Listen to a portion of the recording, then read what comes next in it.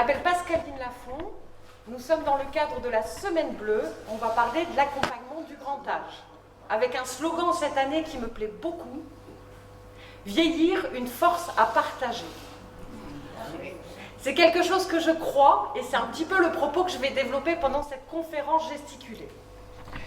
Une conférence gesticulée Kesako. C'est pas une conférence classique dans le sens où moi je suis pas universitaire, j'ai pas fait des grandes études, j'ai pas écrit de bouquins. Par contre j'ai une sacrée expertise. J'ai travaillé dans ce domaine durant de nombreuses années et maintenant je suis formatrice en animation sociale.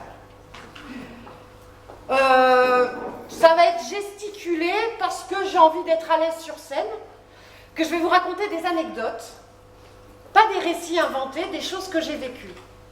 Et aujourd'hui, je vais vous parler avec mon cœur et avec mes tripes. Une conférence gesticulée, c'est le bazar un petit peu. Je suis venue avec mon matériel d'animatrice. Oui, parce que j'ai été animatrice sociale pendant de nombreuses années. Animatrice en gérontologie. Ouais, on va parler des vieux. Ah, mais ça ne nous concerne pas. Les vieux, le terme vieux est un mot qu'on n'aime pas trop utiliser. Pourtant, on pourrait se sentir chanceux parce qu'on ne parle plus des vieillards. Un progrès. C'est compliqué de parler de cette étape de la vie. Qu'est-ce qu'il faudrait dire? Qu'on les appelle des seniors. Des retraités? Les anciens. Les anciens, j'aime bien. Les anciens, j'aime bien parce que ça fait penser à ma grand-mère. Je vais vous parler d'elle aussi, une femme de la campagne. Une femme qui avait du bon sens, pas de grandes études non plus, mais qui m'a toujours dit, si tu veux que les autres soient gentils avec toi, sois gentil avec eux. Du bon sens. On pourrait parler des retraités, parce que retraités, ça marque quand même une implication et une participation citoyenne pendant de nombreuses années. Mais dans le mot retraité, il y a retrait. En Espagne, la retraite, ça s'appelle la jubilación. Un temps pour jubiler, et c'est peut-être ce que Ambroise Croizat imaginait quand il a créé la retraite. Ambroise Croizat, une personne qu'on entend très peu parler. C'est pourtant le seul ministre du Travail du XXe siècle qui vient d'un milieu ouvrier, comme moi. On pourrait parler des seniors. Oh, on a une belle bande de seniors, là. Et les seniors, on a aussi une représentation, c'est ces personnes vieillissantes encore très actives. Et on a vraiment besoin d'eux. 60% des présidents d'associations ont plus de 60 ans. Et puis, ils font participer l'économie du camping-car. Moi, pour tout vous dire, le mot personne âgée, je trouve qu'il veut rien dire. On a tous un âge. Et en tout cas, ça voudrait dire qu'on regarde la personne sous le prisme de son âge uniquement. Moi, j'ai tendance à dire que les chiffres, c'est pour les médecins. Parce qu'on peut aller très bien à 110 ans et ne pas aller bien à d'autres étapes de la vie. Ça ne veut rien dire, l'âge, maintenant.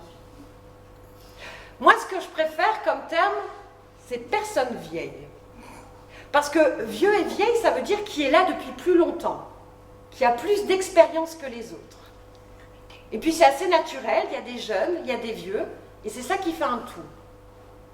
Personne vieille, ce serait comme une évolution de la société, où on n'oublierait pas qu'un vieux, c'est avant tout une personne. On a déjà eu ces progrès dans le milieu du handicap. Autrefois, on parlait des handicapés, et on les représentait qu'au travers de leur incapacité.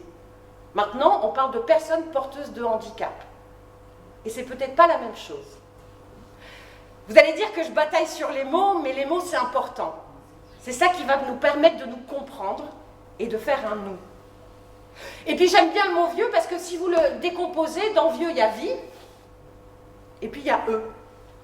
C'est souvent les autres, les vieux. Même Odette, quand elle rentre dans l'EHPAD pour la première fois, elle va se dire « Oh, mais il n'y a que des vieux ici !» Les mots... Je fais vraiment travailler les personnes que j'accompagne à cette réflexion autour de l'accompagnement du grand âge pour définir des mots parce que j'utilise des méthodes actives. Je suis formatrice en éducation populaire. Éducation populaire, ça veut dire que le savoir, il ne vient pas d'en haut, mais qu'on est tous détenteurs d'un savoir. de notre naissance jusqu'à aujourd'hui, nous avons acquis plein de compétences, plein de savoirs qu'on pourrait partager avec les autres. Moi, je viens ici humblement, je vais m'appuyer sur quelques théoriciens qui parlent beaucoup mieux que moi, mais je vais être avec du bon sens aussi, avec mon témoignage. Un témoignage citoyen, et je suis vraiment très honorée de prendre la parole aujourd'hui. On y va ? Ça va être un peu gesticulé parce que je suis une animatrice, et le rôle de l'animatrice, c'est de mettre de la vie. La vie, c'est le mouvement, je me permettre de bouger. Et la vie, je ne sais pas pour vous, mais pour moi, c'est un peu le bazar. Comme mes cheveux. Je ne suis pas venue toute seule, je suis venue avec des outils, parce que pour me faire du lien entre les gens, ce qui est aussi la mission de l'animateur, parfois j'ai besoin d'outils. Par exemple, dans mes valises, il va y avoir, vous reconnaissez ? Les boîtes VHS. La France est pleine de boîtes VHS qui ne servent à rien. Moi, j'en fais des boîtes à causer. À l'intérieur, vous trouverez des petits bouts de papier faits tout simplement avec un papier et un stylo. Je fais piocher les personnes et qui veulent un œuf, vous l'avez. Je sens que nous avons pas mal de choses en commun. Et le commun, c'est important. Dans mes valises, j'ai plein d'éléments culturels. Mais la culture, et c'est ça l'éducation populaire, c'est de ne pas croire que la culture, elle vient d'en haut. C'est au contraire se dire que quelqu'un qui sait cultiver le poireau, il a autant d'importance que quelqu'un qui s'y connaît en Mozart. Et on peut tous être utiles les uns aux autres. Et puis dans mes valises, vous l'avez un petit peu vu, vous connaissez lui ? Luis Mariano. Ceux qui ne le connaissent pas, c'est pas compliqué, c'est un petit peu comme le Michael Jackson des années 30-40. Tout le monde le connaît, tout le monde l'adore, et tout le monde peut chanter ces chansons qu'on a en référence culturelle. Même si ce n'est pas de notre époque. Parce que la culture, c'est aussi le patrimoine et ce que nous ont transmis nos pères dans les deux sens du terme. Pour moi, la musique, c'est une baguette magique. Une baguette magique qui permet de sentir qu'on a des choses en commun. D'abord, c'est prouvé scientifiquement. La musique, c'est bon pour le cerveau. Ça refait travailler des parties du cerveau quand on écoute les chansons. Notamment les chansons de notre jeunesse. Et pour le bien-être aussi.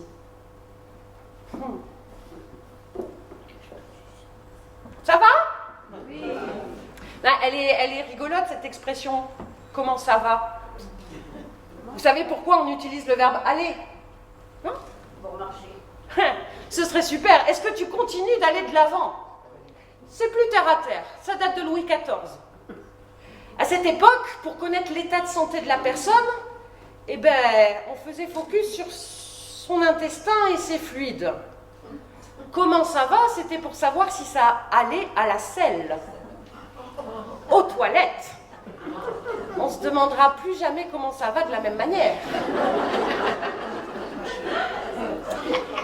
Et c'est vrai que c'est important, parce qu'à cette époque, la santé, les facteurs de bonne santé, c'était surtout les fluides. On n'avait pas encore toute la connaissance sur la psychologie et sur l'importance du lien social. Depuis 1946, l'OMS a changé la définition de la santé. Là où autrefois on parlait d'une absence de maladie, maintenant, et vous regarderez dans l'ICO, la santé, c'est un ensemble de bien-être biologique, ça parle du corps, psychologique et social.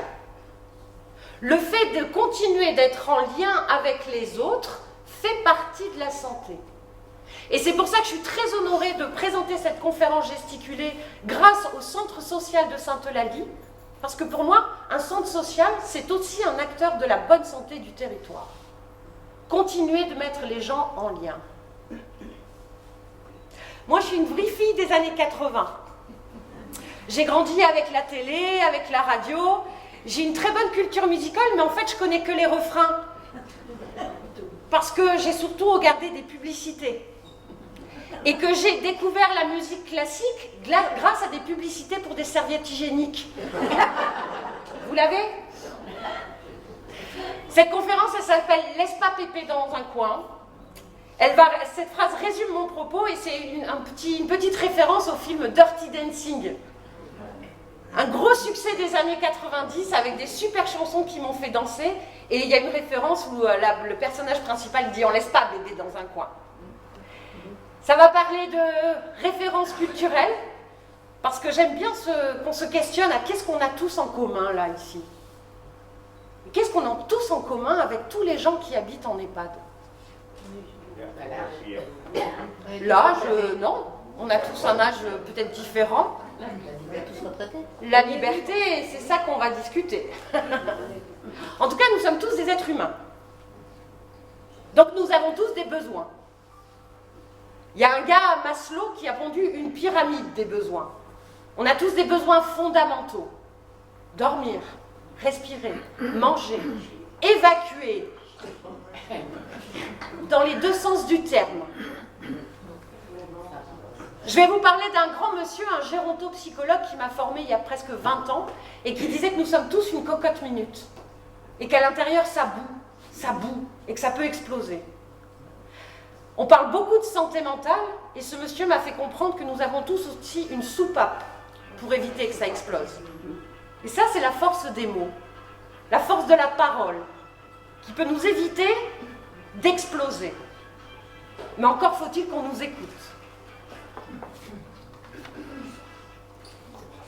Je vous propose ce matin de découvrir l'EHPAD, ton univers impitoyable. Pam, pam, pam. Vous l'avez reconnu? JR, sous Hélène. Je vois que nous avons ça aussi en commun. Une culture, des références culturelles, du patrimoine, des traditions. Et ça, c'est ce que je propose de partager de manière intergénérationnelle. Dans mon métier, je forme des futurs animateurs. Je forme aussi des auxiliaires de vie à domicile pour qu'elles puissent mettre en place des temps de convivialité. Et je forme aussi des jeunes volontaires en service civique. On ne parle pas assez de cette jeunesse qui va s'engager pendant plusieurs mois aux côtés des plus anciens en EHPAD. Et moi, il me tient à cœur de les accompagner parce que cet univers devient un univers impitoyable. Je vais vous raconter un petit peu tout ça. Mais on va faire en sorte que ce soit plutôt convivial. Hein. Sentez-vous tranquille d'aller aux toilettes, de bouger. Si vous pouvez répondre à vos besoins fondamentaux, c'est parfait. Et puis après, dans la pyramide, les besoins de sécurité, les besoins d'estime de soi, les besoins d'appartenance et enfin d'épanouissement. Aujourd'hui, je vous propose de vivre ce sentiment d'appartenance parce que nous sommes tous face à un sacré défi. Dans aucune société, à aucun endroit au monde, à aucune époque, il y a eu autant de vieux aussi vieux. Un sacré défi, et on va voir un petit peu qu'est-ce qu'on pourrait faire pour tout ça. C'est parti. Comme je souhaite que ce soit convivial, je vais vous partager mes références culturelles musicales que j'ai découvertes en travaillant en EHPAD. Des transmissions. C'est important ça aussi. On va commencer par une chanson qui me tient à cœur, qui date du début du XXe siècle, pendant la Première Guerre mondiale. Quand Madelon vient nous servir à boire, sous la tonnelle on frôle son jupon, et chacun lui raconte une histoire à sa façon, la Madelon. Vous avez compris le délire sur les refrains, on y va, tous ensemble. Moi, ça me fait vraiment, ça me donne de la chaleur de savoir tout ça. Et c'est très convivial. La convivialité. Partager ce qu'on a en commun. C'est ça que ça veut dire. Parce que l'animateur, il a souvent une représentation. En gros, wouh, allez, bip bip, Géo, Club Med, on y va, tout le monde dans la piscine. En EHPAD, ça ne se passe pas vraiment comme ça. Je vais vous parler de ce métier, mais d'abord, je vais vous parler de mon premier métier. Et c'est pour ça que cette chanson, je l'adore. Qui était la Madelon? La Madelon, pendant la Première Guerre mondiale, c'est elle qui a apporté l'alimentation aux soldats. Et parfois, elle tenait dans ma tête, j'imagine, une sorte de petit bistrot, où les soldats pouvaient venir boire un canon et trouver du réconfort. Dans la chanson, elle dit raconter des histoires à sa façon. Auprès de la Madelon, les soldats ne sont pas de la chair à canon, mais ils peuvent enfin parler de leur territoire, de leur famille, de leur métier, et retrouver un peu d'humanité. Moi, quand j'étais petite, je voulais être serveuse ou servante. Je savais pas trop la différence. Maintenant, j'ai compris. Servante, c'est de l'esclavagisme, et serveuse, c'est le plus beau métier du monde. Non, c'est animateur en gérontologie, le plus beau du monde. Mais moi, j'adore les bistrots. J'adore les bistrots parce que je trouve que tout le monde peut venir comme il est, comme au centre social. Et puis, c'est un lieu de convivialité. Vraiment, j'adore tout ça. Moi, j'ai travaillé, je suis du coin, je suis de Bordeaux, c'est pour ça aussi que je suis vraiment ravie d'être là. J'ai travaillé pendant de nombreuses années au marché des Capucins à Bordeaux. Vous connaissez? Ouais. Un haut lieu de la mixité sociale. J'ai adoré ce métier, j'ai appris énormément de choses. Et puis un jour, mon patron, il était content de moi, il me disait toujours, Pascaline, t'es une super serveuse. T'as la patate, tu chantonnes des petits refrains que tout le monde chante en chœur, tu sers des huîtres et du vin blanc avec bonheur. Il n'y a qu'un seul problème avec toi, c'est que tu écoutes trop les petits vieux au comptoir le matin. Et c'est vrai, c'était mon truc. Pas très loin des Capucins, il me racontait l'histoire du quartier. Il me racontait les Espagnols qui sont arrivés. Il me racontait les Italiens qui ont été traités de panzani ou de je sais pas quoi. Il me racontait l'histoire, ma culture, mon patrimoine. Un jour, j'ai eu un problème de santé. Je me suis réveillée un matin et ma main ne bougeait plus. C'était sans doute à force d'essuyer des verres au fond du comptoir. Je ne pouvais plus exercer ce métier. Et je me suis dit, tu sais quoi, Pascaline, je vais faire ça maintenant. Je vais faire un métier où on écoute les vieux. J'ai eu la chance, j'ai trouvé un petit boulot l'été. À Bordeaux, dans chaque quartier, il y a ce qu'on appelle des clubs seniors. Les clubs seniors, ce sont des endroits où les personnes vieilles du quartier peuvent venir manger le midi, et si elles le souhaitent, elles peuvent rester l'après-midi pour faire des animations. Moi, c'était un tout petit club senior, et l'après-midi, j'avais que 3 messieurs qui voulaient rester avec moi, et ils voulaient faire qu'une seule chose. Ils voulaient jouer à la belote. Oh là. Il leur manquait un 4e. Donc j'ai l'honneur de vous annoncer que j'ai été payée par la mairie de Bordeaux pendant 2 mois pour jouer à la belote. Et j'avais appris pas mal de trucs. J'ai été voir ma supérieure et je lui ai dit, moi je veux faire ça comme métier, ça me passionne en fait. Et elle m'a dit, très bien, mais il va falloir se former. Alors bon, j'ai tâté la belote, je me suis dit, je vais apprendre le tarot, le scrabble, des trucs de vieux, quoi. Et elle m'a dit, c'est une formation qui va durer 14 mois. Et elle m'a dit, cette formation va être dispensée par Jeunesse et Sport.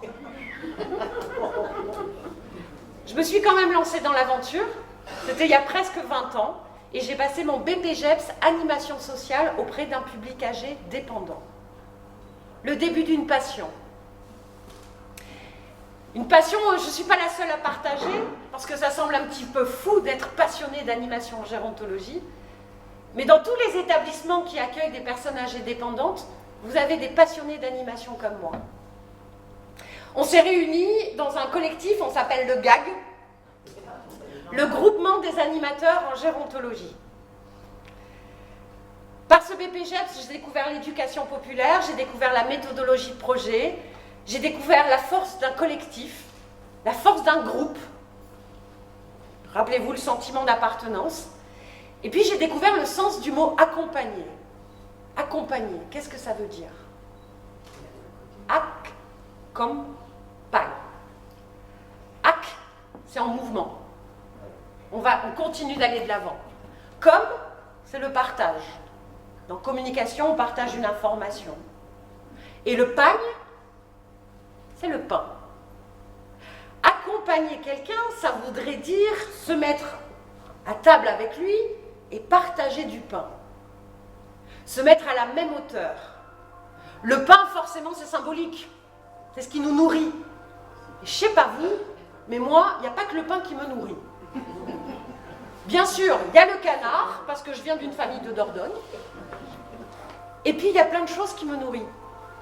D'être ici, ça me nourrit. La lecture, ça me nourrit. La musique, les voyages, les rencontres. Moi, ça met du sens à ma vie, tout ça. Et je serais bien triste si j'avais plus tout ça.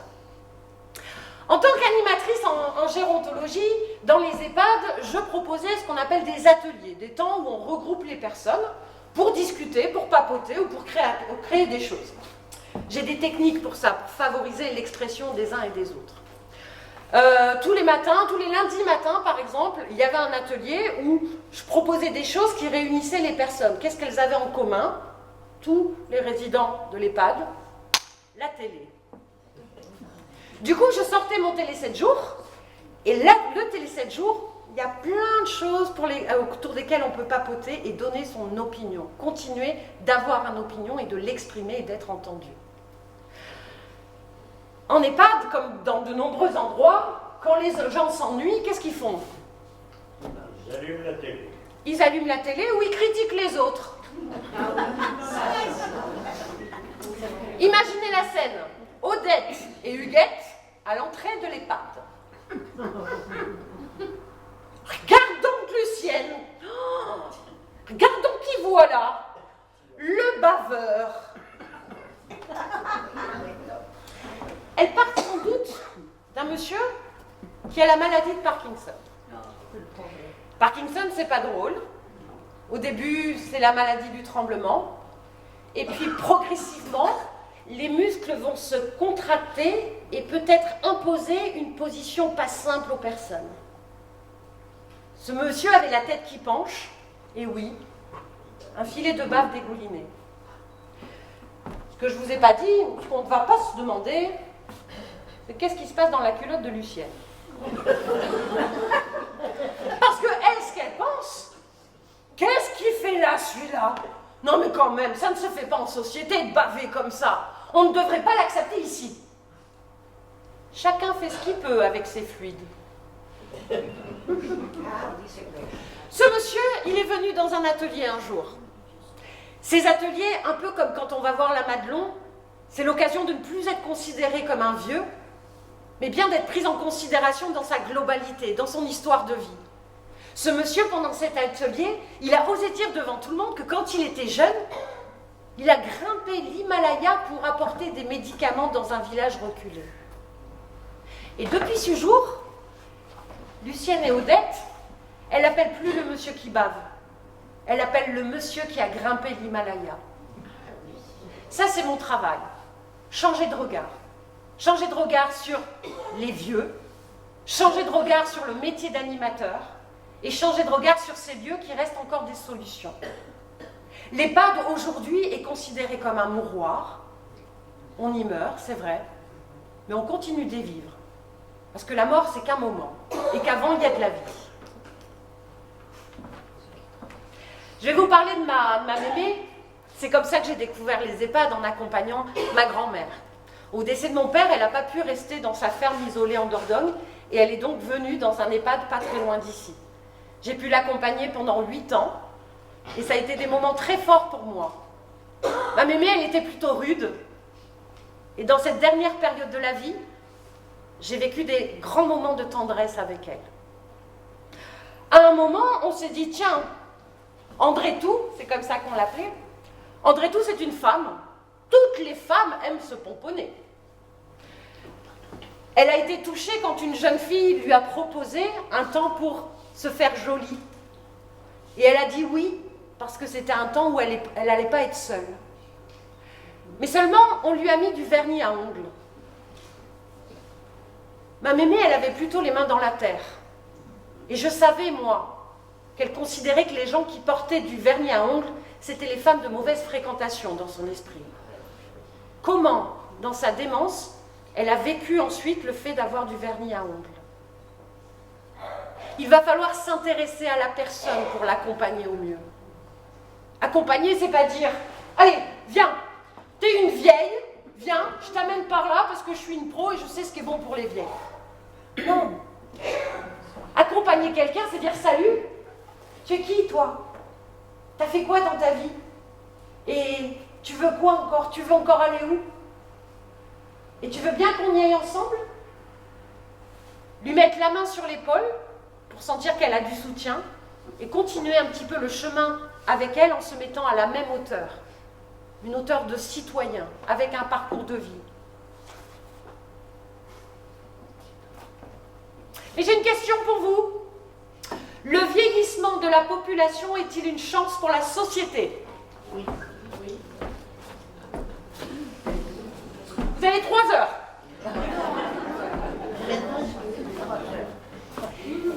C'est pas simple comme question. Quelle société? Ah, quelle société? Ça veut dire quoi être une chance? C'est quoi le vieillissement de la population? Est-ce que c'est l'espérance de vie? Parce qu'on pourrait se réjouir aussi. Il y a eu de sacrés progrès. Et quelque part, autant de temps de vie en plus, ça pourrait être considéré comme un progrès. Et ça vaut mieux que d'attraper la scarlatine. Ça vaut mieux que d'attraper la scarlatine. Ça vaut mieux que de manger de la morora. Ça vaut mieux que de faire le zouave pour de l'alma.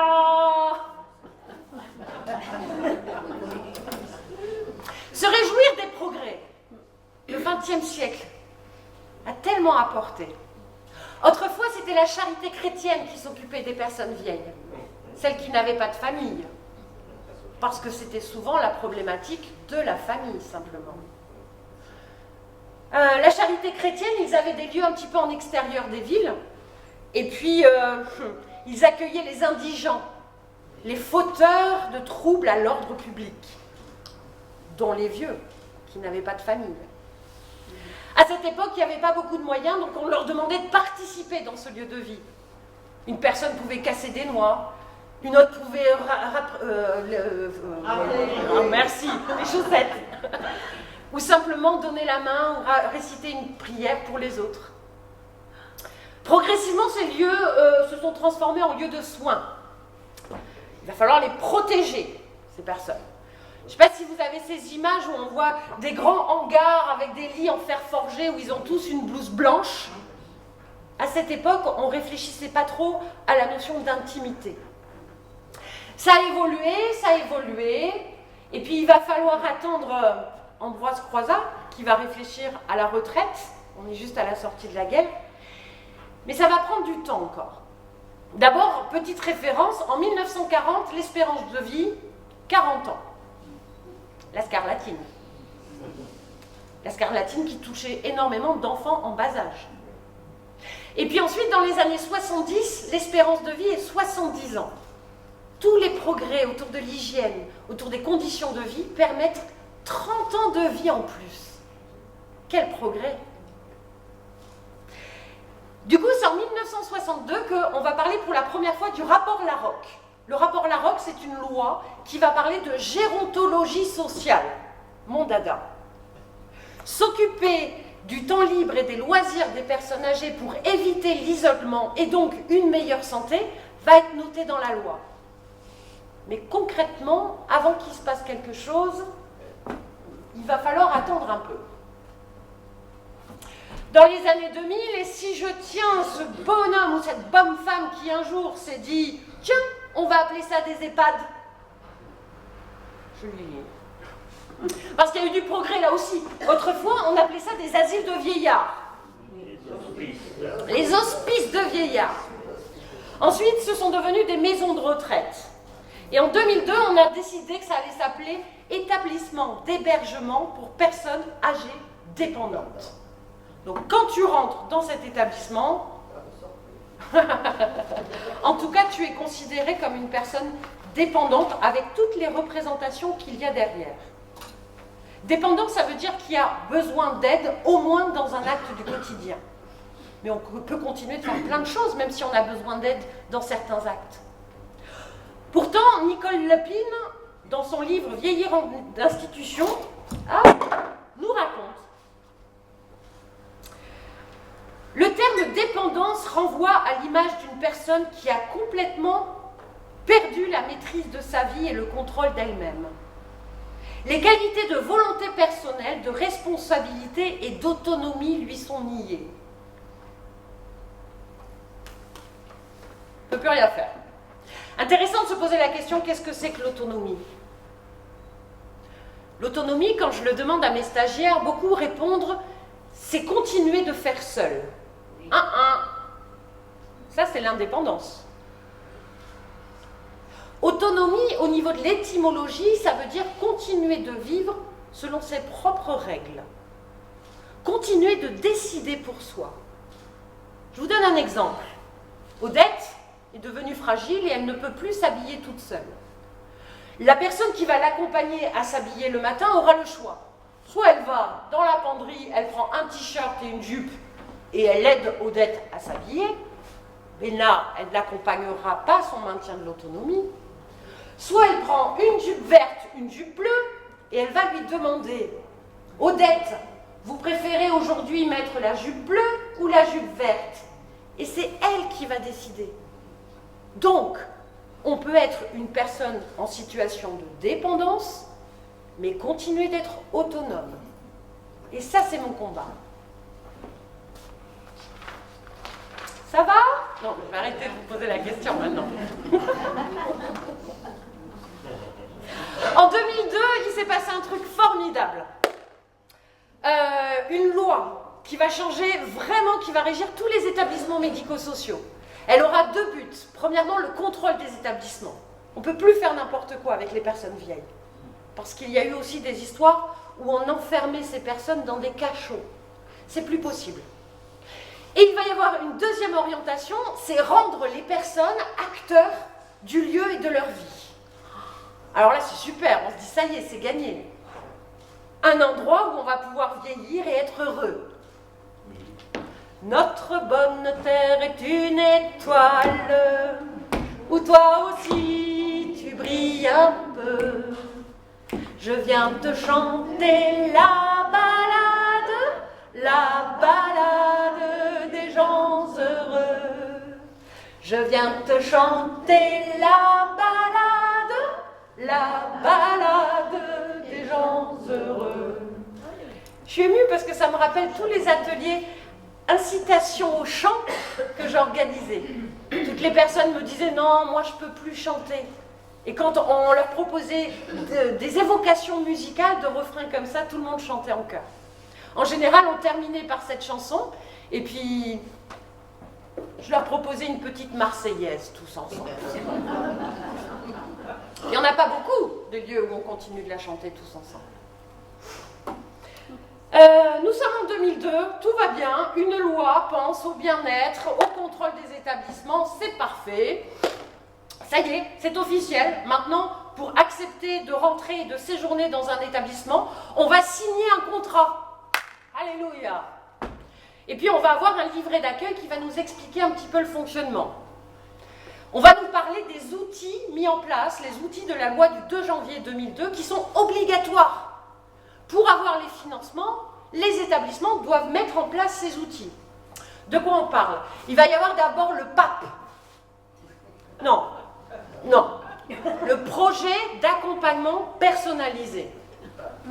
Quoique la religion peut faire du bien pour certaines personnes de cette génération.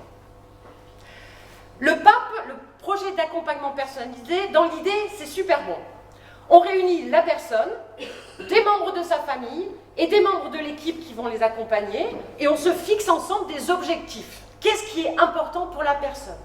Par exemple, si elle, sa priorité, c'est de maintenir la capacité de marcher de manière indépendante, eh bien, tous les professionnels, au lieu de la pousser en fauteuil roulant jusqu'à la salle de restaurant, vont lui donner le bras pour qu'elle continue de marcher. C'est génial le pape. Sur le papier. Parce que clairement, qu'est-ce qui se passe? En général, quand on sait qu'on va avoir un contrôle de l'ARS, on met en place tous les projets. Et puis ça va être fait un peu dans le speed. C'est souvent la psychologue avec 2-3 membres de l'équipe qui vont réfléchir pour la personne. Au moins, le PAP, il sera fait dans l'ordinateur. Mais comment on va communiquer à tous les accompagnants les vrais objectifs de cette personne? That's the question.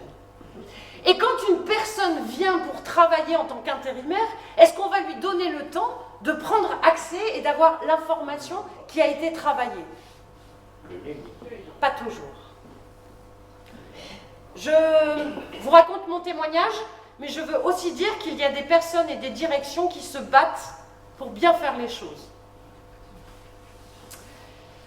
Une autre obligation, ça va être la charte de la personne accueillie.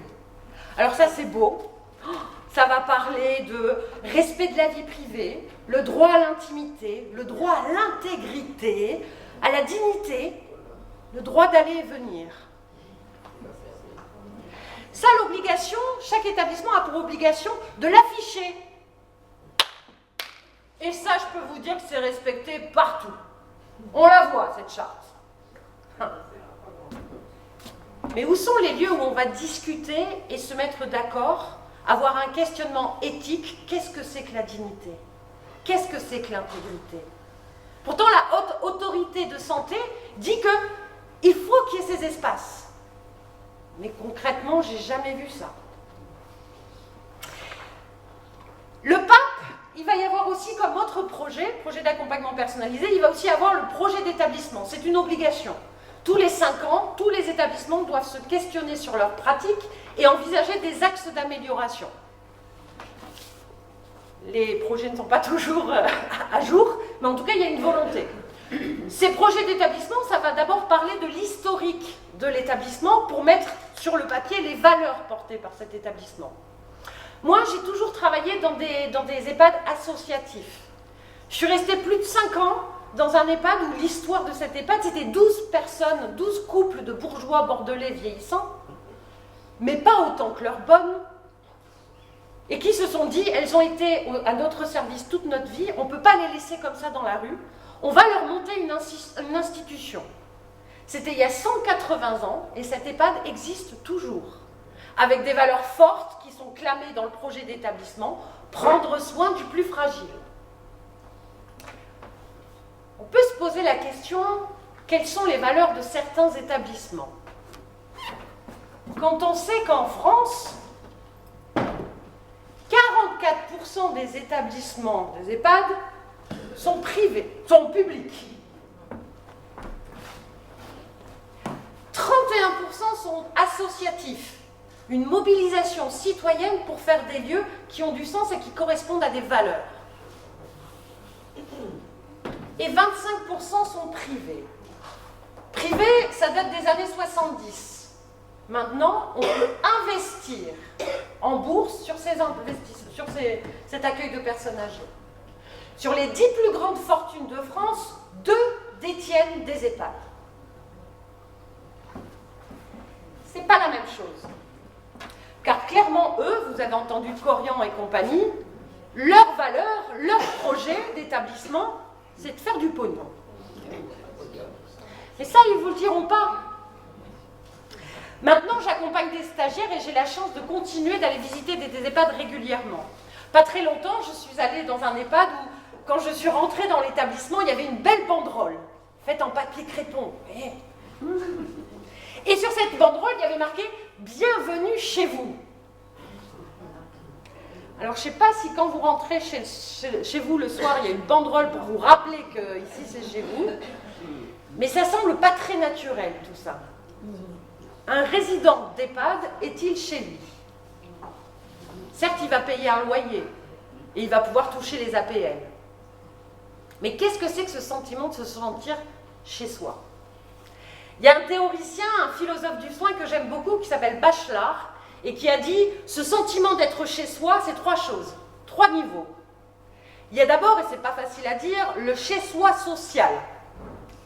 Le chez-soi social, c'est quand vous accueillez chez vous du monde et qu'ils peuvent regarder les choses que vous leur mettez à disposition. Les tableaux que vous avez choisis, la bibliothèque. Et ça, je le dis aux auxiliaires de vie. C'est important, l'environnement de la personne. Et ça parle beaucoup de la personne, de qui elle est et de quels sont ses intérêts dans la vie. Le deuxième niveau, c'est le chez-soi discret.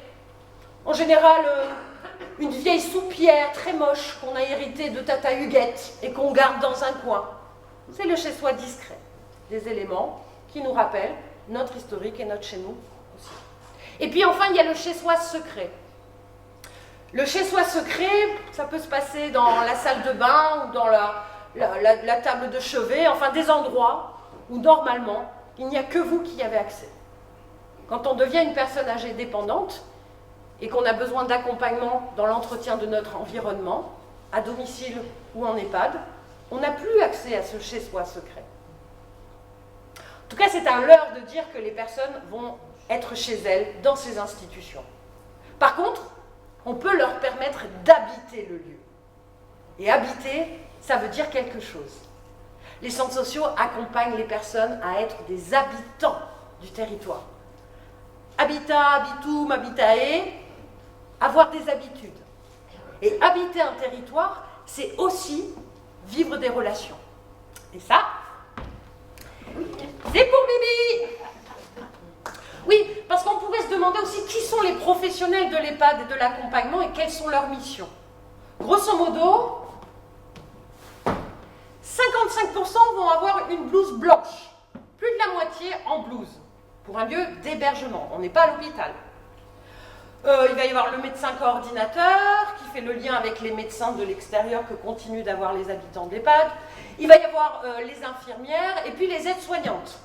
Tout ça, ce sont des métiers qui nécessitent des actes techniques avec un besoin de formation.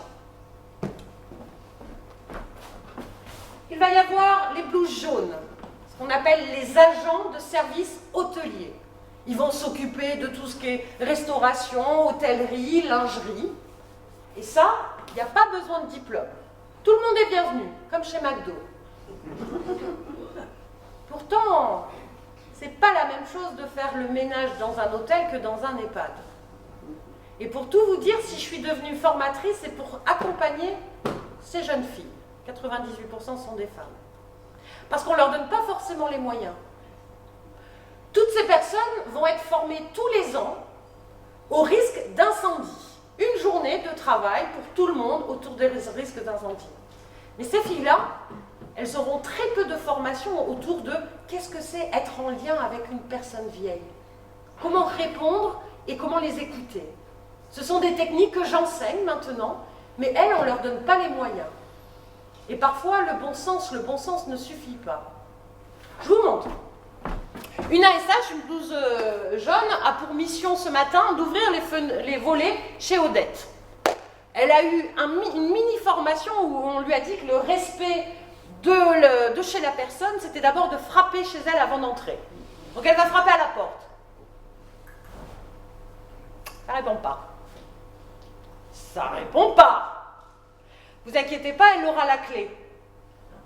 Parce que ça aussi, dans la notion de chez soi, c'est aussi choisir qui peut rentrer et sortir dans notre intérieur. Et là, on ne choisira pas pour des raisons de sécurité. Elle va entrouvrir la porte et dire « Madame », ça ne répond pas. Un peu plus fort « Madame », parce que sinon on s'inquiète pour de vrai.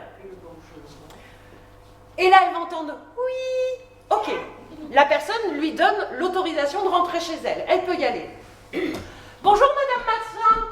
Et elle va aller vers le volet, ouvrir le volet. « Comment allez-vous aujourd'hui ?» Ben, ça ne va pas très fort.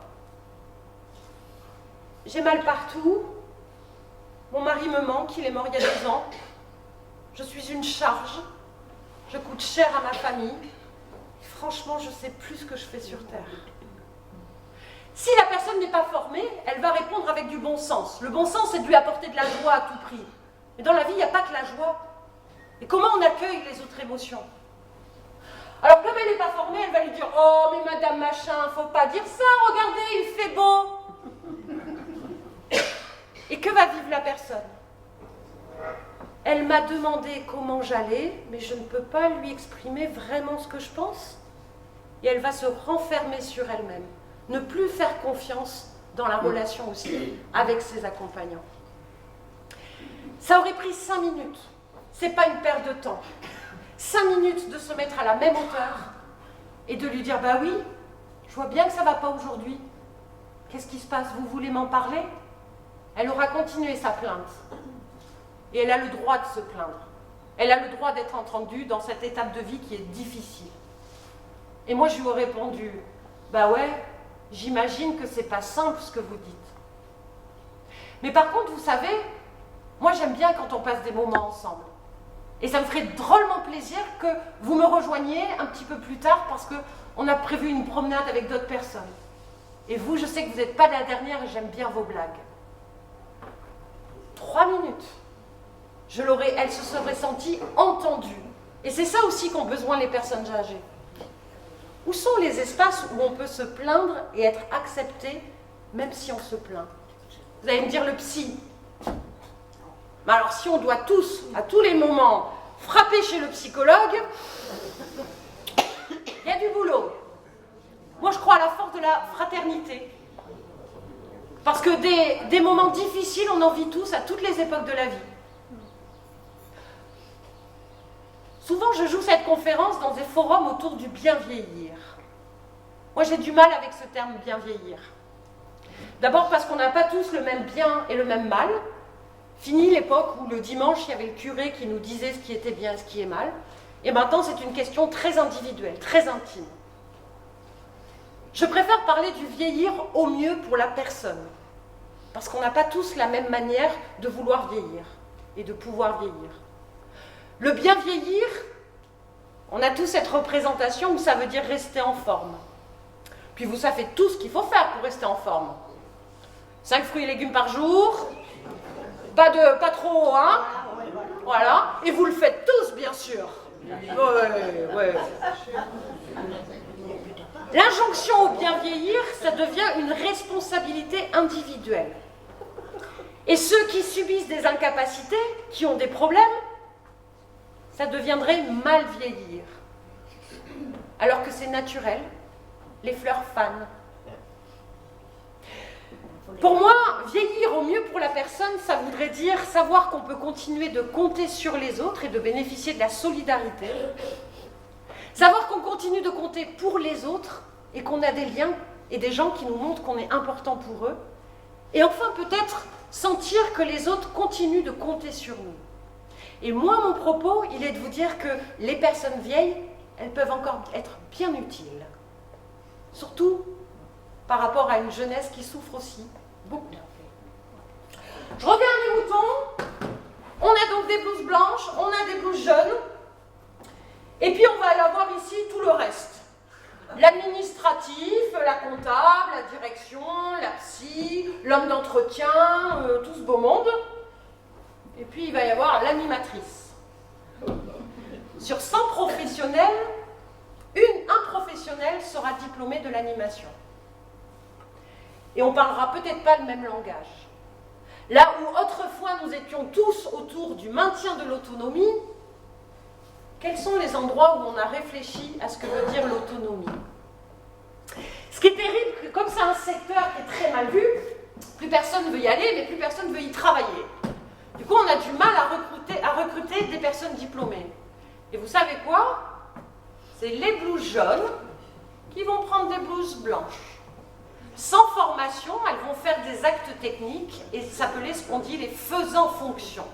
Et fonctionner avec leur bon sens. Et heureusement qu'elles sont là parfois. Mais ça va être important de les accompagner. On dirait une brigade avec toutes ces blouses. Moi, en EHPAD, j'étais la seule qui n'avait pas de blouse dans ce monde de blouses. Ça m'a un peu mis le blues. Une brigade, vous l'avez celle-là? Voilà les gars de la marine. Quand on est dans l'école bleue, on n'a jamais froid aux yeux. Partout, du Chili jusqu'en Chine, on les reçoit à bras ouverts, ces vieux loups de mer. Quand une fille les chagrine, ils se consolent avec la mer. À un moment, j'ai fait un petit remplacement pendant 3 mois en EHPAD. Normalement, quand j'intègre une institution, je demande à rencontrer tout le monde. Au moins une demi-heure avec chaque personne que je vais accompagner.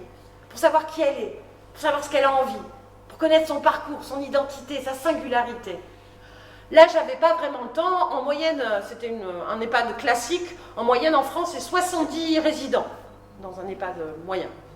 J'avais pas trop le temps et je me suis dit, j'ai des collègues qui connaissent bien ces personnes depuis des années, je vais pouvoir m'appuyer sur elles pour aller leur demander qui sont ces personnes que je vais accompagner. Alors je suis allée voir une collègue et je lui ai dit, alors madame Intel, qu'est-ce que tu sais d'elle? Ouh, madame Machin, elle a besoin de très grande protection. Oui, mais qu'est-ce que tu sais d'où elle vient, qu'est-ce qui compte pour elle, qu'est-ce qu'elle aime, de quoi elle a envie encore? Elle aime beaucoup la compote. Mes collègues, je ne leur jette pas la pierre. C'est un métier extraordinaire. Et elles font un super travail. Elles vont avoir focus sur les besoins de la personne. Là où nous, les animateurs, on va faire focus sur l'envie. Qu'on me donne l'envie! L'envie d'avoir envie! Eh ouais! Mon travail, c'est d'accompagner les vieux pour qu'ils aient encore envie et qu'ils restent envieux.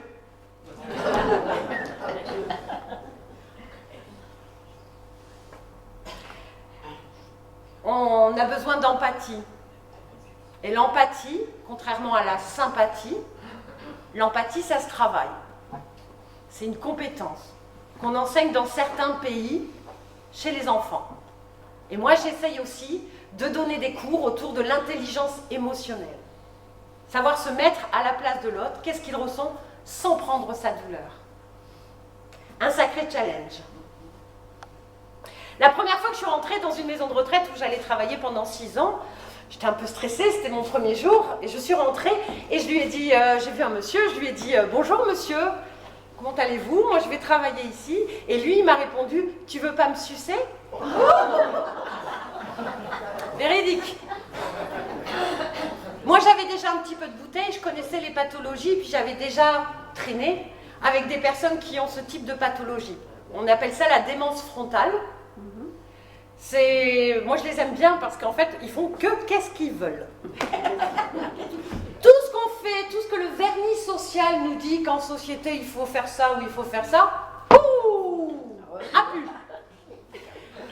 Ce monsieur, il avait toute sa vie été sacristain.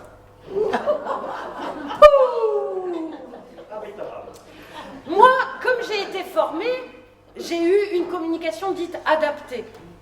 J'ai écouté son besoin et son envie exprimée. Ah oui, je comprends, vous avez des besoins sexuels, c'est normal, mais je ne suis pas là pour ça. Et on avait passé à autre chose. Là où mes collègues qui ne connaissaient pas la pathologie le traitaient de vieux cochon et l'excluaient un petit peu.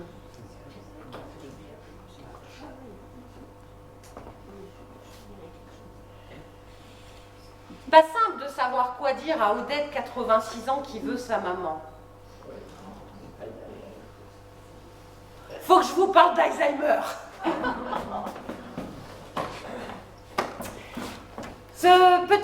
Alors ça c'est un livre qui s'appelle, j'ai oublié le titre, c'est les mémoires d'une animatrice en EHPAD, et c'est comme ça. Ça aide à comprendre la complexité du métier, de ce plus beau métier du monde.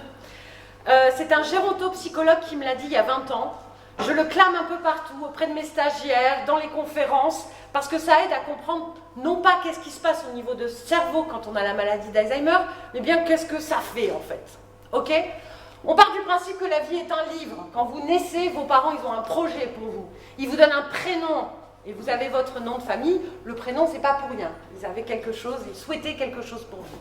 On dit que la vie est un livre et que vous allez avoir le titre de votre vie avec votre prénom et votre nom sur la couverture. Il y a un truc formidable dans le cerveau qu'on appelle la mémoire. La mémoire, il faut s'imaginer que c'est comme un stylo qui va graver tout ce qu'on vit, on va le graver dans le livre.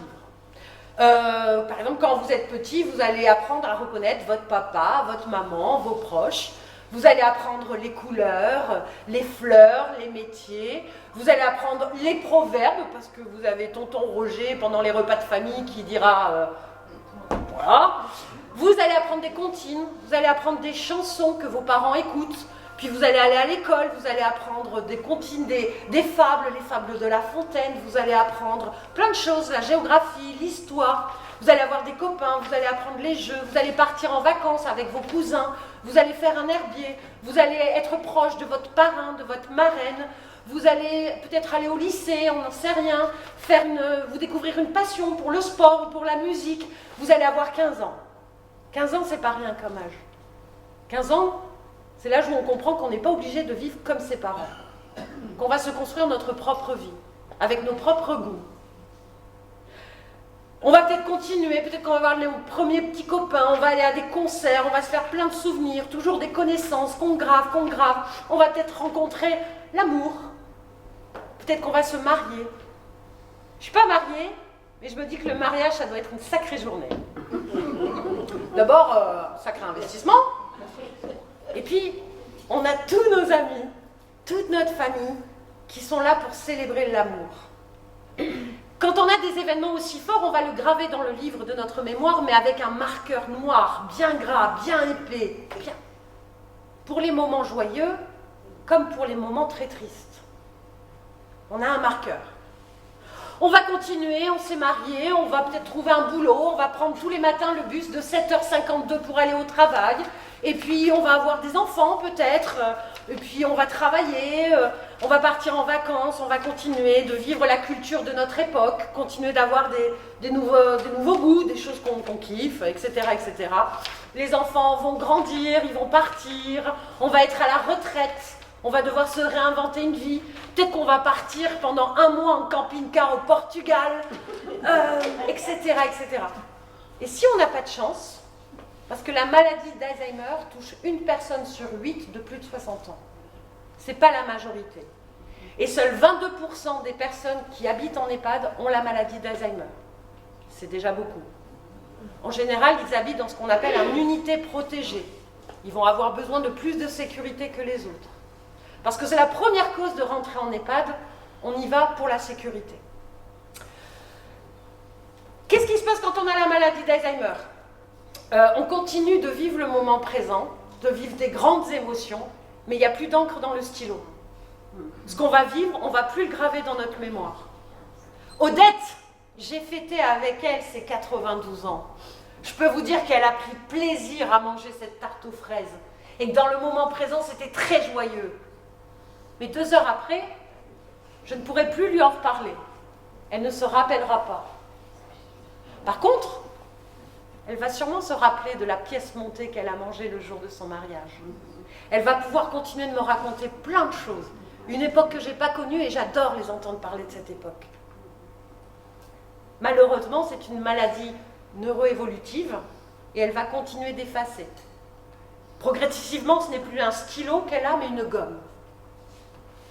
Et elle va gommer hier, elle va le gommer avant-hier, elle va gommer les 6 derniers mois, elle va gommer les 2 dernières années. Odette a effacé dans sa mémoire les 2 dernières années et ça fait 1 an et demi qu'elle est rentrée à l'EHPAD. Donc ça veut dire que tous les matins, elle se réveille et elle ne comprend pas. Elle ne comprend pas pourquoi il y a tous ces gens en blouse. Elle ne comprend pas pourquoi ses proches ne sont pas là.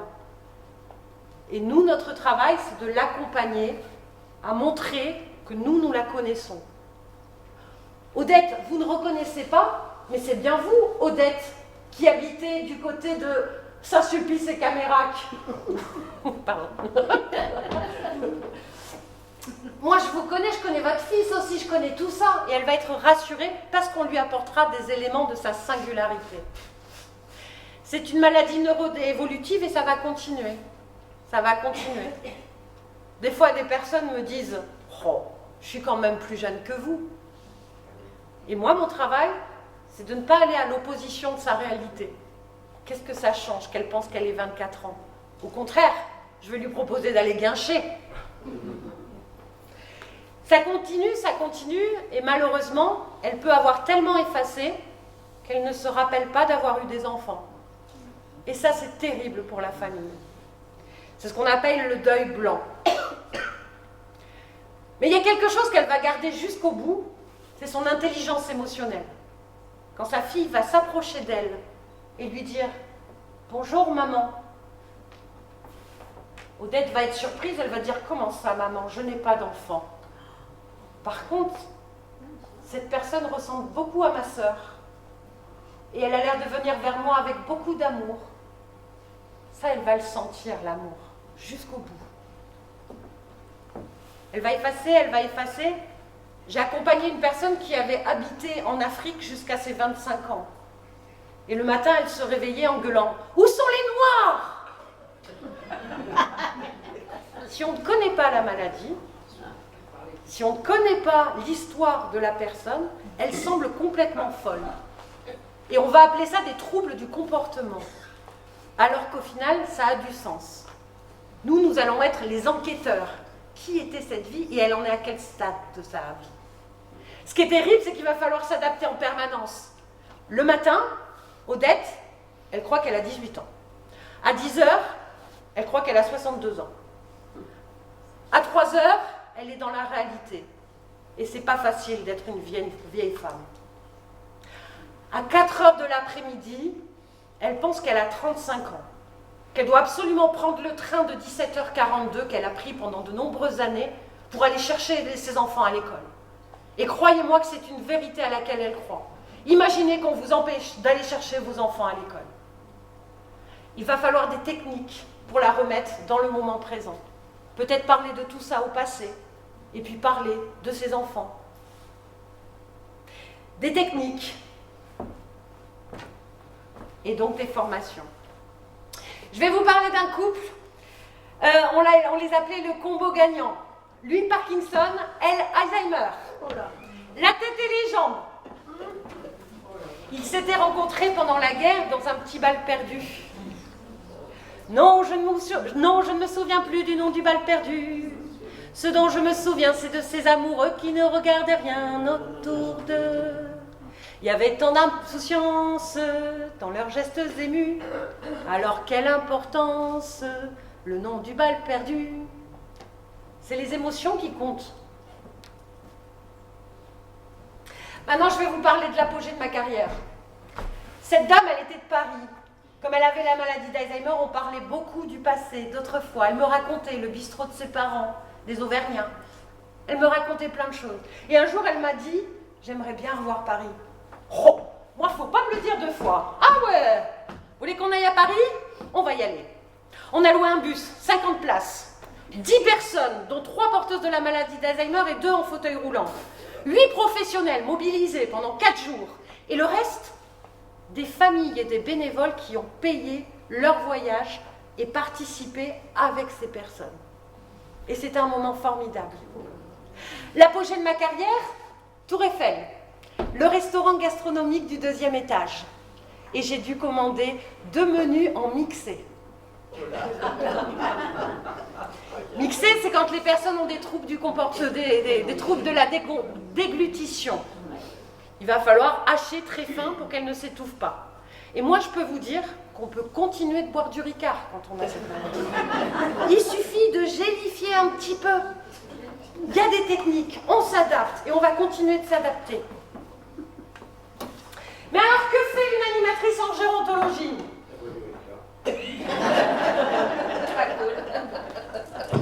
Ça, c'est un combat aussi. Hein. On ne va pas prendre le temps d'en parler, mais l'alcool en EHPAD, on va parler des médicaments et tout, mais tout le monde... Oh, boire un petit coup, c'est quand même... Merci. Je mets ma tenue d'animatrice. C'est des boucles d'oreilles en forme de cerise. Pour de nombreuses personnes, je suis Madame Cerise. Et on me chante le temps des cerises. Et puis je mets un badge. Il veut pas. Je mets un badge avec mon nom, mon prénom écrit en grand. Parce que les personnes que je vais accompagner, si elles ont la maladie d'Alzheimer, peut-être qu'elles ne m'ont pas gravé dans leur cerveau. Et c'est pas grave, parce qu'il y a un vrai lien entre nous. Ou sinon, je me représenterai. Bonjour, je m'appelle Pascaline et je travaille ici. Alors que ça fait 3 ans que je les accompagne. Ici, l'idée, c'est que c'est facilitateur. Ce sont des éléments qui permettent la reconnaissance. Parce que Odette, elle a oublié plein de trucs, mais toutes les compétences qu'elle a acquises quand elle était jeune, notamment la lecture, ça va rester jusqu'au bout. Encore faudra-t-il adapter, forcément, la taille de l'écriture pour que ses yeux puissent lire tout ça. Alors, je suis animatrice en gérontologie, on a une petite représentation, qu'est-ce que je fais? Je fais le bazar, je fais du boucan et je suis à tout prix pour le divertissement, la joie et qu'on oublie nos soucis. Chaud cacao, chaud chocolat. Si tu me donnes des noix de coco, moi je te donne mes ananas. Chaud j'ai une nature plutôt joviale. Je tiens ça de ma maman, les chiens font pas des chats. Mais j'ai aussi un papa qui a eu une vie pas facile, qui a dû quitter la Dordogne quand c'était plus rentable et qui a été travailler pas très loin, à l'usine Ford, à Bordeaux. Il faisait les 3-8, il était souvent fatigué, et moi je me suis pris comme mission de lui amener un petit peu de joie dans sa vie, à faire la faux folle. L'animatrice, ce serait une sorte de fée.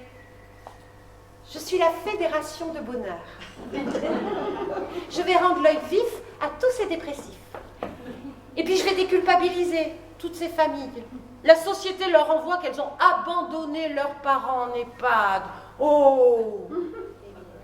Alors qu'au final, demander de l'aide pour accompagner son parent, c'est permettre de garder le lien et que les autres s'occupent des choses plus techniques. Et que accompagner son parent en EHPAD, c'est aussi s'occuper de lui. J'ai travaillé dans un pôle ressources où on accompagnait toutes les personnes qui se questionnent autour de ce vieillissement. Et j'avais tendance à dire, parce qu'on a mis des actions autour des aidants, et je disais aux aidants, à un moment, c'est plus vous qui choisissez, c'est la maladie.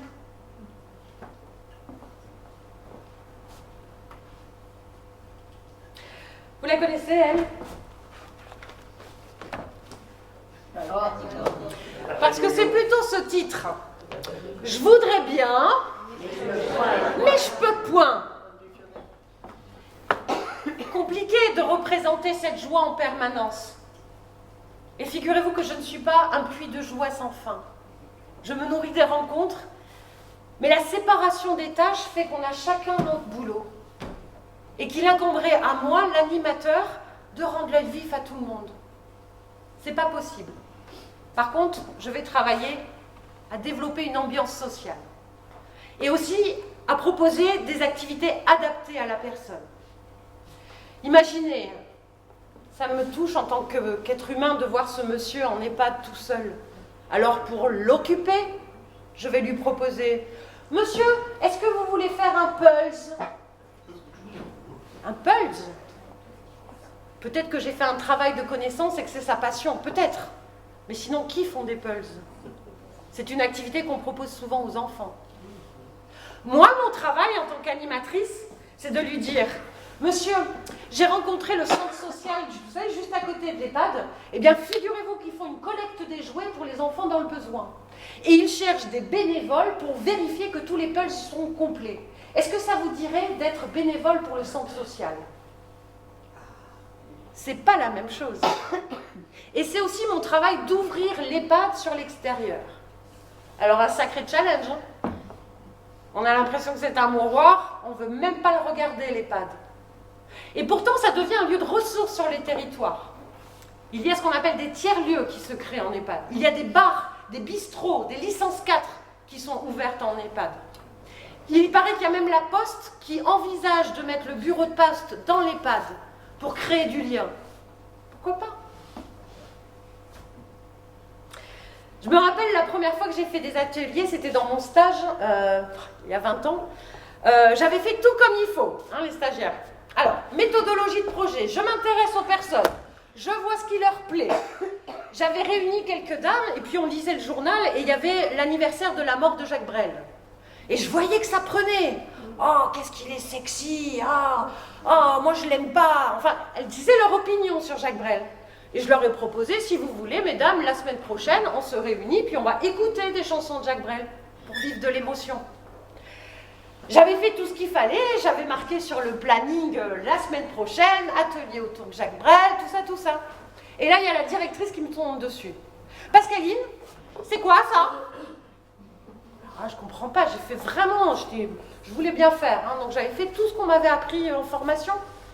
Et elle me dit, parce que Jacques Brel, vous croyez que c'est joyeux? Jacques Brel, c'est triste. C'est pas ça qu'on attend de vous. Les bourgeois, c'est comme les cochons. Plus ça devient vieux, plus ça devient bête. Les bourgeois, c'est comme les cochons. Plus ça devient vieux, plus ça devient...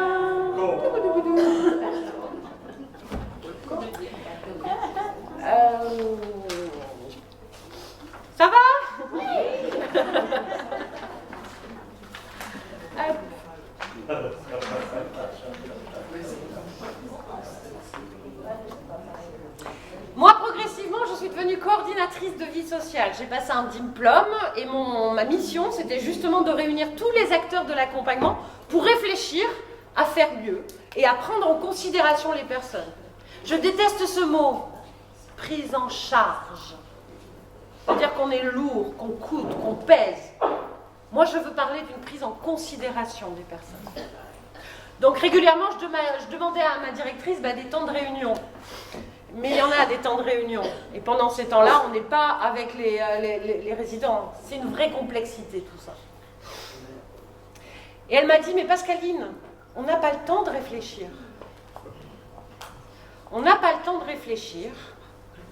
Mais par contre, on va demander à toutes que tous les couloirs soient nettoyés 3 fois par jour. On n'a pas de moyen d'améliorer les choses. Mais moi, je sais que tous les pommeaux de douche de toutes les chambres en EHPAD vont être changés tous les 6 mois. On n'a pas de temps et on nous demande de tout justifier avec le fameux « au cas où ». Si madame tombe, c'est la responsabilité de qui? C'est la responsabilité de la vie. Les personnes vieilles tombent. Parce que si moi, mettons-nous à la place de ce qu'elles vivent, je suis en unité protégée, je suis plutôt en forme, on m'a installée devant une table vide, et puis à un moment, j'ai envie de me balader, je me lève. Et il y aura une jeune fille de 20 ans qui va me dire « Non, restez assis !» Avec une injonction, je n'ai pas le choix. Elle me domine, je dois écouter ce qu'elle me dit. Personnellement, à l'heure actuelle, si vous me faites vivre ça, je serai très en colère. Et je développerai une certaine agressivité. Il y a un gars que j'aime bien qui s'appelle Jérôme Pellissier qui a écrit « Ces troubles qui nous troublent ». Si une personne a le sentiment d'être soignée comme un paquet, elle va mettre une énergie considérable à lutter pour exister.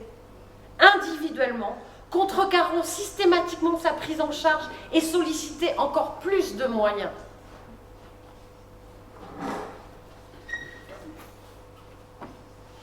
Ça me met en colère parce que j'ai l'impression qu'on ne réfléchit plus à cette notion de risque qui est d'être en vie. On est passé d'un prendre soin de l'autre à une protection sanitaire où tout doit être calibré, rangé dans des cases et où il n'y a plus de place à l'imprévu. Mais ça, c'est pas la vie. Quand il va y avoir des problèmes, par exemple, une personne va casser un verre, on va trouver des solutions pour que ça ne se reproduise jamais. Alors que ça peut arriver. Et on va changer et mettre que des verres en plastique pour tout le monde. On va mettre toutes les personnes habitantes du lieu dans la même catégorie. On va les traiter d'incapables. Moi, j'ai été formée à la pédagogie Montessori adaptée pour les personnes âgées. Montessori, vous en avez peut-être entendu, on adapte l'environnement, notamment pour les enfants. Elle compte pour moi, Maria Montessori, première femme médecin au début du XXe siècle qui s'est battue pour être médecin et qui a choisi une drôle de spécialité, travailler avec les enfants des rues, ceux qu'on appelait les vauriens. Eh bien, j'ai un peu le même combat qu'elle, c'est-à-dire essayons de changer le regard sur les personnes et de se dire qu'elles sont encore capables de plein de choses, mais qu'il va falloir adapter leur environnement pour qu'elles continuent d'être actrices de tout ça. Il faudra faire attention à ne pas infantiliser les anciens. Non, une personne vieille ne va pas avoir besoin de couches. Ce sont les enfants. Non, elle n'aura pas besoin de bavoir. Là aussi, c'est les enfants. Ils auront besoin d'une protection ou d'une grande serviette. J'ai même des collègues qui, au moment du loto, font en sorte qu'ils repartent tous avec leur petit paquet de gâteaux, comme chez Jacques Martin. Tout le monde a gagné. Et non, on ne descend pas des résidents au réfectoire. On va les accompagner jusqu'à la salle de restauration. Les mots ont une importance. Et descendre quelqu'un, on ne tue pas les gens. Et croyez-moi, au vu de la présence de la télévision et des émissions à base de crimes et compagnie qui peuvent regarder toute la journée, et même la mort, ils y pensent. Peut-être qu'ils sont prêts, plus que nous. Moi, ça faisait partie de mon travail de coordinatrice de vie sociale d'organiser les temps d'adieu. Je faisais ça avec bonheur et j'étais accompagnée par le prêtre ou le pasteur de la paroisse pour faire une belle réunion d'hommage. Et c'est incroyable. Des personnes qui ont soi-disant des troubles du comportement, avec ce rappel de ce rituel collectif, restent calmes. On était tristes, toutes. Autrefois, dans les écoles d'infirmières, on disait qu'il fallait garder ses distances, ne pas s'attacher. Et ça a fait des générations entières de personnes souffrant de burn-out. Maintenant, on assume en management, on va s'attacher. Et vous savez quoi, on va être triste quand ils vont partir. Mais c'est aussi notre engagement. J'ai été enquiquinée quand une dame que j'accompagnais, qui n'était pas vraiment branchée sur la religion, au moment de ces célébrations religieuses, disait « Les écoutez pas, les curés ils disent que des conneries !» Et je me suis demandé, mais comment je vais l'accompagner, elle? Je me suis rapprochée et on a créé un collectif qui s'appelle « Osons les derniers jours heureux », où on va accompagner la préparation à la mort et créer de nouveaux rituels collectifs. C'est drôlement ambitieux, mais on a déjà eu un premier combat, puisque maintenant, à Bordeaux, vous avez une salle qui est dédiée aux célébrations laïques. C'est un nouveau combat. Parce que les religions ont fait beaucoup pendant des siècles et des siècles pour accompagner cette étape de la vie. Mais la religion a beaucoup moins de place dans le cœur de nombreuses personnes. Qui va s'en occuper? Moi, pour mon enterrement, je le dis suffisamment, j'aimerais bien un petit Bob Marley, Could You Be Loved, qui clame l'amour, et puis un petit Alléluia, parce que j'ai été à la messe tous les dimanches jusqu'à mes 15 ans, que j'ai vécu ce collectif, et que ça m'a nourri, prendre soin de son prochain, et que c'est des valeurs auxquelles je crois, même si je ne vais plus à la messe tous les dimanches. Et puis c'était beau, ce karaoké géant intergénérationnel et obligatoire tous les dimanches. Une proposition, monsieur le maire? La vie, c'est jusqu'au bout. Et je peux vous dire qu'une dame que j'ai accompagnée dans les derniers instants, 1 heure avant de partir rejoindre son père, elle était bien vivante et elle partageait son émotion. Je la regardais, on se regardait dans les yeux, je lui tenais la main et ensemble on a chanté.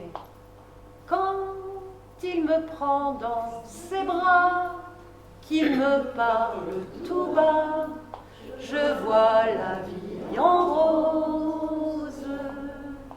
Il me dit des mots d'amour, des mots de tous les jours, et ça me fait quelque chose. Il y a plein de personnes qui me disent « Oh, comment tu fais pour travailler avec les vieux ?» Moi, j'adore. Parce que j'aime être bouleversée par la vie. J'aime sentir les vibrations et sentir qu'on est vivant. Et je peux vous dire que la vie, c'est jusqu'au bout.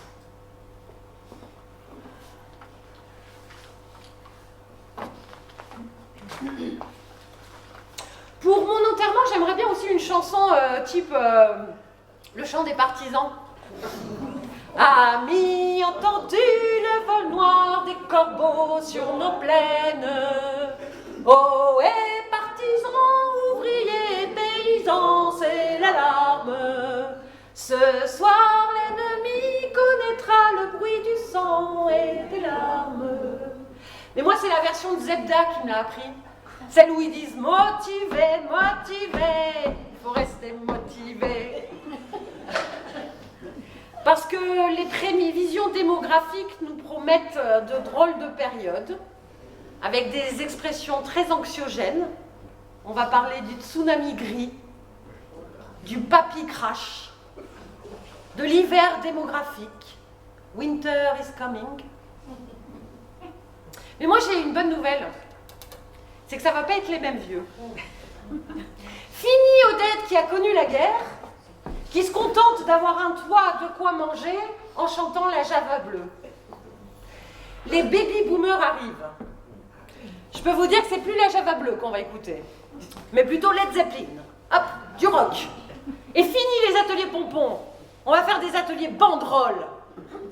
avec des slogans pour que cette période de vie continue d'avoir du sens.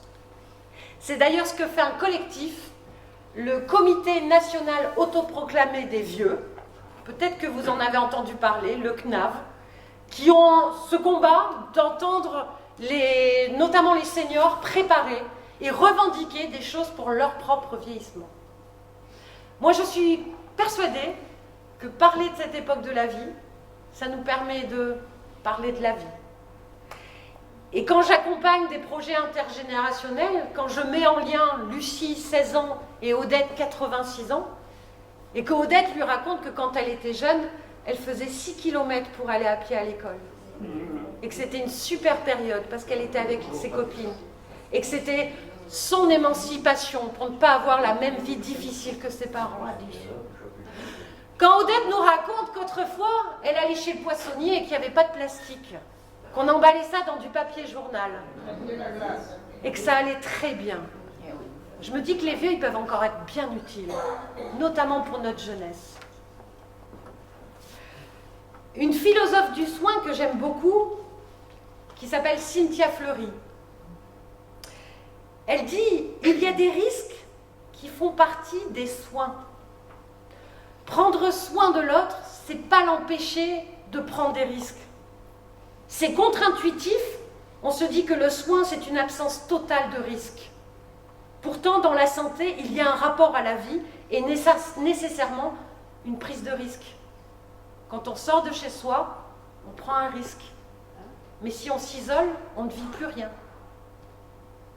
Elle clame aussi, et ça c'est mon propos, le soin, c'est une manière d'habiter le monde.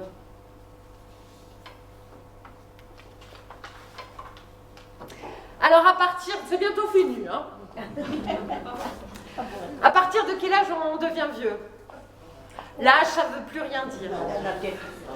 Je pense qu'on devient vraiment vieux, surtout dans le regard des autres, et quand on devient une préoccupation pour nos proches. Avant, on en profite. Roubilard. Les feuilles mortes se ramassent à la pelle. Tu vois, je n'ai pas oublié. Les feuilles mortes se ramassent à la pelle. Les souvenirs et les regrets aussi. Il faut comme les vieux, elle tombe. À un moment. Une personne m'a dit un jour, en fait j'ai commencé à sentir que je devenais vieille quand ça a commencé à aller trop vite autour de moi. Les conversations pendant les repas de famille, je ne suivais plus. La télé, ça s'enchaînait.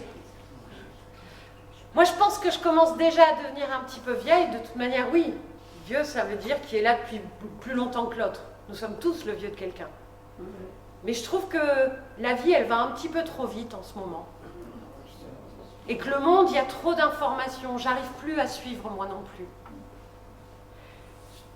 J'ai accompagné des jeunes à vivre des temps forts en EHPAD et je vois bien ce que ça leur apporte au quotidien. Une jeune m'a dit de ces rencontres, ce que j'en retire, moi, c'est qu'il est important de continuer de s'arrêter pour prendre le temps d'être avec l'autre. Un beau message à lancer à la jeunesse. Et puis c'est se questionner à notre rapport à la production. Est-ce que c'est quand on est plus productif économiquement que la vie ne vaudrait plus le coup? Qu'est-ce qui est le plus important? Faire ou être? Et être avec les autres. Être avec les autres. Alors moi, vous avez compris mon propos, et je ne peux que vous inviter à aller frapper chez votre voisine Odette, à regarder un petit peu sa discographie, d'en parler avec elle, et puis peut-être continuer d'oser de parler de son mari, qui est parti il y a 10 ans, qui lui manque, mais continuer de lui montrer que même quand on part, on continue de compter.